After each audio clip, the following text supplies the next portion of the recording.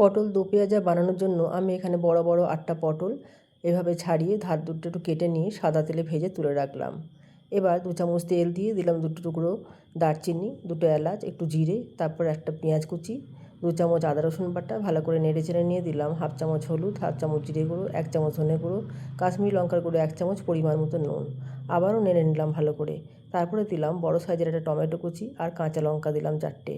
এবার বেটে রাখা কাজু আর দইয়ের পেস্টটাও দিয়ে দিলাম। তারপর পটলগুলো দিয়ে তার মধ্যে দিলাম হালকা গরম জল। এবার দিলাম 1 চামচ চিনি।